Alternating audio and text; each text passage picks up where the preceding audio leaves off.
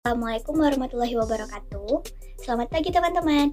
Perkenalkan, nama saya Alia Suci Ramadini. Kali ini saya sebagai tutor pembelajaran biologi kalian. Ini kita bakal membahas materi yang cukup menarik dan pastinya seru karena ini berhubungan dengan tubuh kita sendiri. Nah, di materi kali ini kita bakal berkenalan lebih jauh lagi, lebih dalam lagi tentang tubuh kita sendiri. Wah, materi apa itu? Sistem koordinasi. Loh, kenapa di biologi harus belajar sistem koordinasi? Apa hubungannya sistem koordinasi sama bagian tubuh kita? Atau mungkin seluruh tubuh kita? Nah, di sini kita bakal belajar mengenai 3 pokok utama sistem koordinasi, yaitu ada sistem saraf, sistem hormon, dan sistem indera. Kita bahas satu-satu ya. Sistem saraf. Tujuan pembelajaran sistem saraf kali ini yaitu yang pertama, mengidentifikasi struktur dari sel saraf, mengidentifikasi impuls sadar dan refleks, dan yang terakhir, mendeskripsikan sistem saraf pusat dan saraf tepi. Oke, kita masuk ke pengertian sistem saraf. Sistem saraf adalah suatu sistem yang mengendalikan aktivitas dan kegiatan tubuh kita seperti mengepalkan tangan, berjalan, mengunyah, bahkan hingga mengedip, itu diatur oleh sistem saraf. Nah, sistem saraf ini terdiri dari sel-sel saraf atau neuron. 86 miliar neuron yang berada di otak kita dan bekerja untuk memberikan rangsangan dan menerima rangsangan dari luar maupun dari dalam tubuh kita. Kebayang gak sih maha baiknya Allah udah ngasih 86 miliar sel saraf ke kita secara cuma-cuma. 86 miliar loh, bukan angka yang sedikit. Jadi kita harus banyak-banyak bersyukur karena Allah itu udah nyiptain kita sedemikian rupa, sedetail itu. Oke, kita lanjut lagi ke materi selanjutnya. Selanjutnya kita bakal lihat gimana bentuk dari neuron. Kok bisa sih 86 miliar masuk ke otak, dan otak kita juga nampung loh 86 miliar neuron. Oke, kita lihat nih sama-sama. Ini adalah bentuk dari neuron atau sel saraf. Kok bisa masuk ya 86 miliar ya? Karena bentuknya kecil-kecil. Karena ini kan sel. Jadi berjuta-juta sel, beribu-ribu sel itu bisa masuk ke tubuh kita karena bentuknya kecil dan mikroskopis. Cuma bisa dilihat oleh mikroskop. Nah, selanjutnya ada struktur neuron. Yang pertama ada dendrit, adalah cabang-cabang dari neuron atau sel saraf berperan dalam menghantarkan rangsangan ke dalam sel. Yang kedua ada badan sel, berfungsi untuk meneruskan impuls dari badan sel saraf ke kelenjar serabut-serabut otot. Yang ketiga ada inti sel atau nukleus, berfungsi dalam mengontrol seluruh kegiatan sel saraf. Yang keempat, ada akson atau nerit, adalah sel yang panjang dan tipis, fungsinya adalah mengirimkan impuls dari badan sel ke jaringan lain. Yang kelima, ada selubung mielin, adalah lapisan fosfolipid yang membungkus akson, fungsinya adalah untuk melindungi akson dan memberi nutrisi. Yang keenam, ada sel Schwann, adalah selubung lemak di seluruh serabut saraf, mielin dari seluruh sel-sel glia yang berperan dalam menyokong kebutuhan dari sel-sel neuron. Fungsinya untuk melindungi dan mengarahkan impuls saraf. Yang ketujuh ada nodus Ranvier, adalah dari akson yang tidak terbungkus mielin, berfungsi dalam memecahkan penghantaran impuls.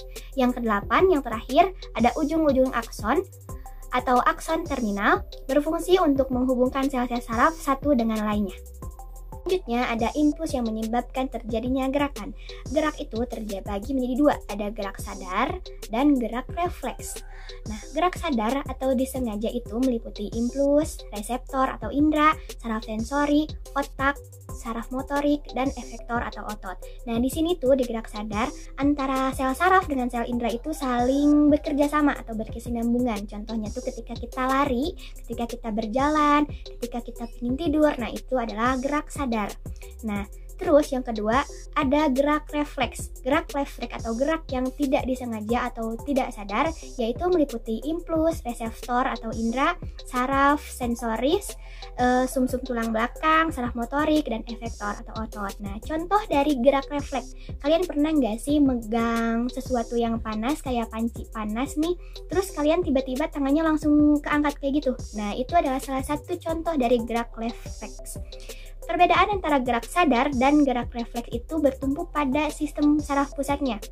Nah, pusat dari sistem gerak sadar yaitu ada pada otak, dan pusat dari sistem gerak refleks ada pada sumsum tulang belakang. Nah, di sumsum tulang belakang ini kerjanya lebih cepat daripada otak, karena di otak itu kita harus memproses dulu, dan sedangkan di sumsum tulang belakang langsung gitu.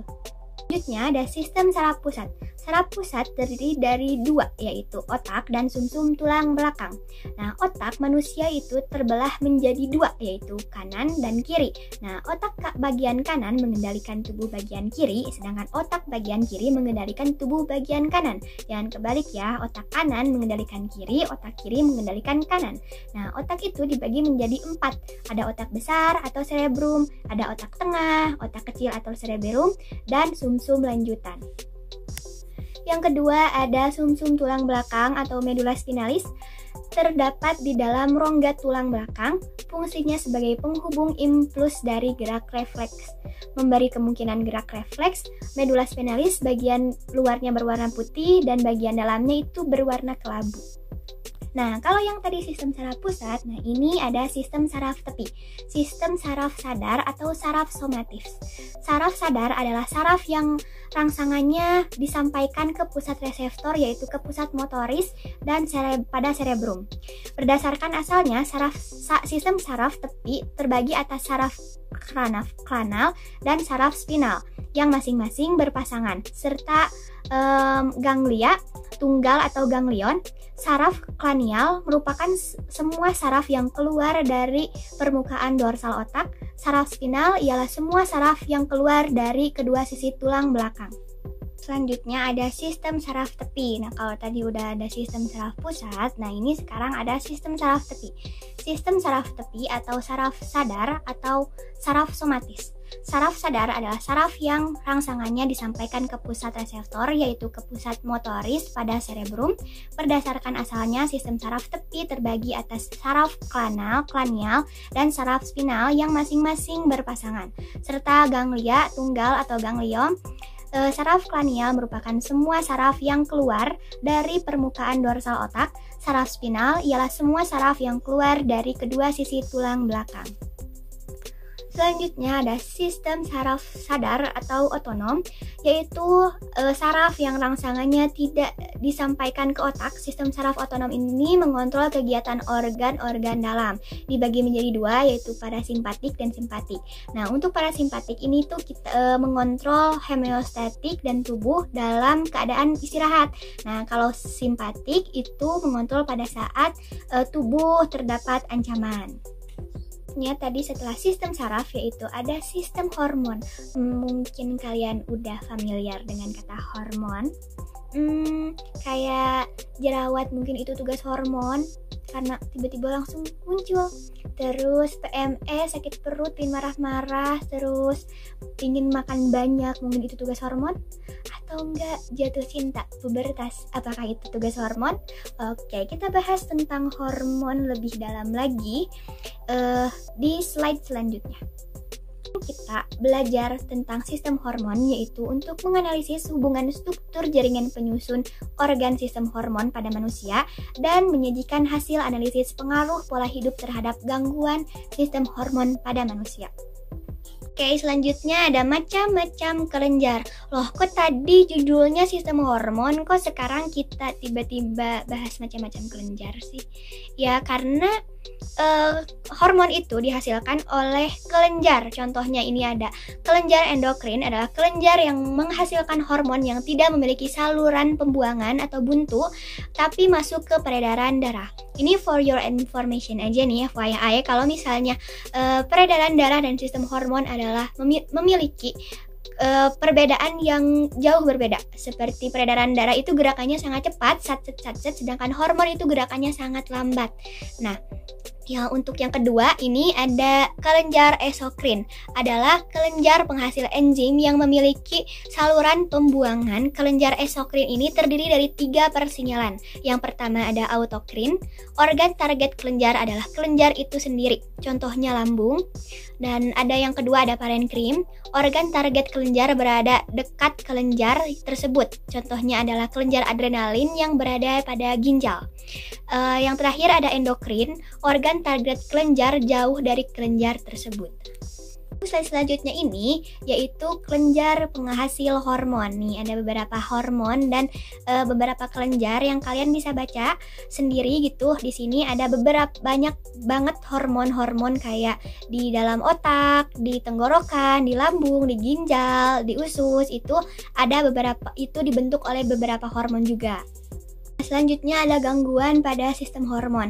Yang pertama ada Drawisisme, yaitu kekerdilan yang diakibatkan oleh kekurangannya GH. Nah, yang kedua ada gigantisme, ini kebalikannya, yaitu keraksasaan akibat kelebihan GH. Terus yang ketiga ada akromegali, pertumbuhan tidak seimbang akibat kelebihan GH saat dewasa. Nah, yang keempat ada kretinisme, yaitu kekerdilan dan keterbelakangan mental akibat kekurangan hormon tiroid. Yang kelima ada mixedema, rendahnya kecepatan metabolisme tubuh akibat kekurangan hormon tiroid.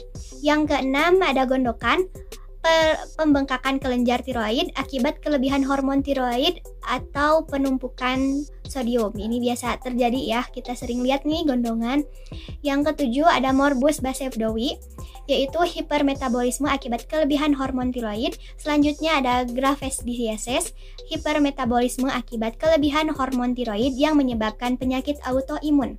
Nah, yang 9 ada von Recklinghausen, keadaan di mana kandungan kapur dalam urin meningkat sedangkan keadaan tulang menjadi rapuh.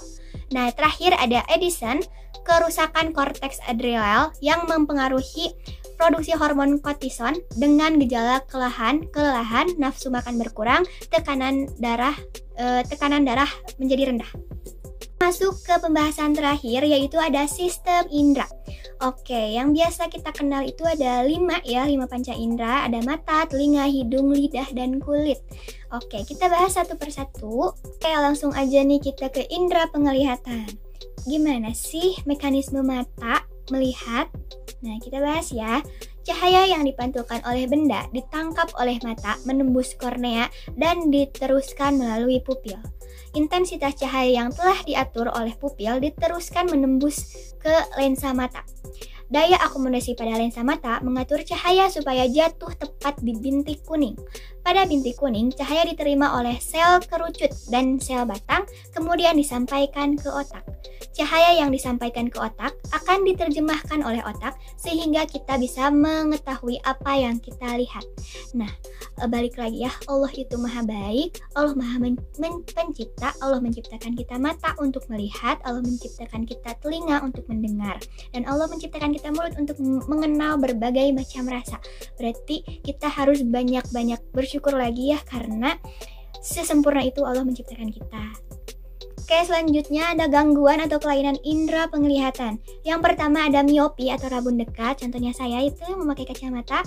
Nah, yaitu cacat mata karena lensa mata terlalu cekung dan bola mata terlalu panjang. Hal ini dapat dibantu dengan penggunaan kacamata dengan lensa yang cekung. Selanjutnya ada hipermetropi atau rabun jauh. Biasanya ini tuh terjadi karena faktor usia biasanya, yaitu cacat mata karena lensa terlalu cembung dan bola mata terlalu pendek atau pipih, sehingga bayangan jatuh di belakang bola mata. Hal ini dapat dibantu dengan lensa yang cembung. Selanjutnya ada astigmatisme, adalah kecembungan kornea tidak merata sehingga bayangan kabur atau bayangan jatuh di atas retina. Ini juga biasa terjadi karena faktor usia, yaitu contoh lainnya juga ada presbiopi, adalah mata yang lensa matanya tidak teratur atau kurang elastis. Akibatnya ketika melihat jarak dekat maupun jarak jauh, bayangan terbentuk tidak jelas. Indra yang kedua nih, kita masuk indra yang kedua, yaitu indra pendengaran. Nah, gimana sih kita bisa ngedengar? Nah, mekanisme indra pendengaran yaitu daun telinga menangkap gelombang bunyi dari luar, kemudian diteruskan melalui lubang telinga ke gendang telinga. Lalu gendang telinga bergetar karena masuknya suara dan mengirim gerak getaran ke 3 tulang kecil pendengaran yang ada di telinga tengah. Tulang pendengaran sargurdi atau stapes mengirim getaran suara ke telinga bagian dalam, yaitu rumah siput. Getaran suara menggerakkan cairan di dalam rumah siput dan membuat sel-sel rambut di dalam bergetar sehingga mengubah gelombang suara menjadi sinyal listrik. Sinyal listrik tersebut diteruskan oleh saraf saraf pendengaran menuju ke otak, dan di otak inilah terjadinya proses pendengaran sebenarnya atau mengartikan suara yang didengar. Nah, gangguan kelainan indera pendengaran. Yang pertama ada tuli konduktif, adalah gangguan penerimaan saluran suara ke dalam koklea akibat kotoran. Lalu ada tuli saraf, adalah tuli yang terjadi akibat kerusakan pada koklea. Lalu ada otitis media otitis atau media, yaitu radang yang disebabkan oleh peradangan pada tenggorokan, adanya saluran autesius yang menghubungkan keduanya. Yang terakhir ada motion sickness atau mabuk perjalanan, disebabkan oleh gangguan pada fungsi vestibalitas atau keseimbangan karena rangsangan secara terus-menerus oleh gerakan di dalam perjalanan. Oke, kita masuk ke indera pembau atau indera yang ketiga. Bagaimana sih mekanisme indera pembau? Nah, rangsangan bau masuk ke dalam hidung. Di hidung melalui udara yang awalnya disaring oleh bulu-bulu hidung. Nah, jadi bulu hidung di kita itu berfungsi untuk menyaring udara yang masuk. Udara yang mengandung kotoran akan dibersihkan, sementara kotoran yang menempel di hidung dan mengendap menjadi kotoran hidung. Udara yang mengandung rangsangan bau ini masuk ke dalam epitelium olfaktori. Rangsangan bau mengantarkan mukosa olfaktori, yaitu berbentuk seperti cairan atau mukus, kemudian menggerakkan saraf olfaktori. Rangsangan yang menggetar tadi disampaikan ke talamus dan lalu menuju hipotalamus yang ada di otak. Otak daerah olfaktori hipotalamus, talamus atau korteks cerebrum akan menangkap bau atau menerjemahkan berdasarkan memori atau menghadirkan memori bau dalam otak. Jadi ini tuh semuanya tuh dari mata, hidung, dan telinga itu semuanya tuh nyambung ke otak. Jadi otak itu otak itu sebagai saraf pusatnya.